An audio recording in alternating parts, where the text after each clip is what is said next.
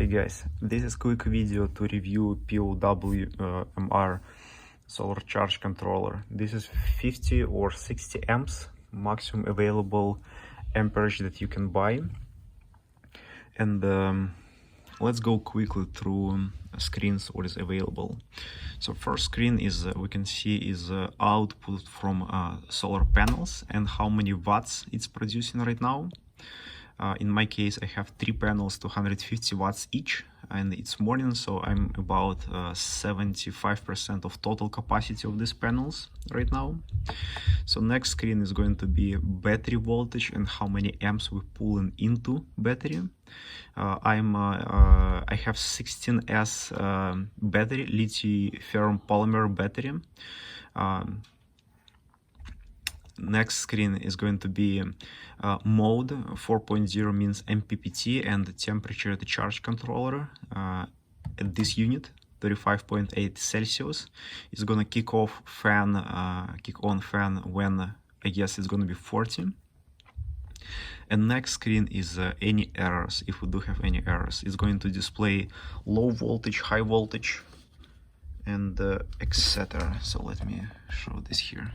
Yeah, so in instruction it has all error codes that is available. All right, so now let's go to settings. So to access settings, you go to programming, and we have just 4 settings. First one is 00, how many hours a day to pull load for charge controller. So we have this output here. And I haven't used this. I just set 24 hours, so it's gonna like produce 24 hours, but I'm not using these settings. So next one, D01 is floating charging. D02 is absorption charging for lead acid batteries. D03 is a low voltage.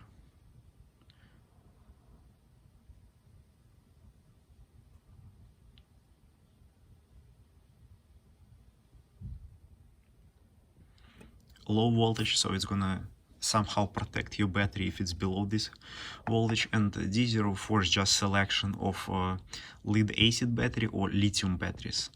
01 means lithium batteries, so if you're in this mode, then setting D01 is not going to work, and the maximum battery voltage is going to be settings in D02. This is what instructions saying. So if we go to instruction, we can see that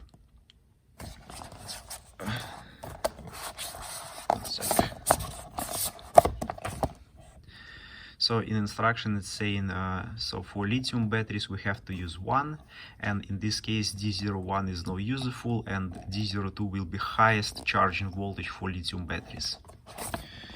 So we have D02 12.5 volts, and as you can see, this device is not really adapted for 24 or 48 volts battery. So what it's saying in instruction, to get voltage for 48 volt battery, you need to multiply 12.5 or any voltage which you have in settings by 4.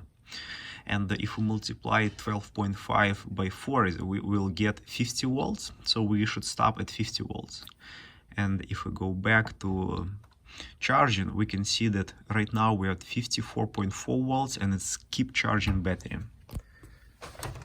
So if I take my BMS and see the BMS, yeah, so right now we pull in 9.1 amp and it's saying 10.7, so it's like a small mismatch. Not small actually, it's like 1.4 amps mismatch between BMS and the charge controller. So what I did, I contacted seller and asking why this setting doesn't work, and they simply didn't answer this question. So looks like these charge controllers, like these settings doesn't work. So it's just do like it's charging your battery disregarding what settings you do. Then when I went to read reviews for this charge controller, I noticed that some people posting pictures where it's burning. I will attach these pictures to video. So just want to one more point is this device. This device coming in a black protective film that you're supposed to remove when you're getting this.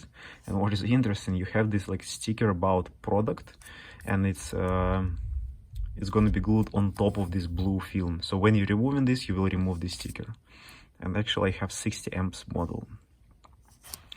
So after contact seller and seller didn't reply, basically this setting doesn't work. And when I saw pictures that this device is burning, I start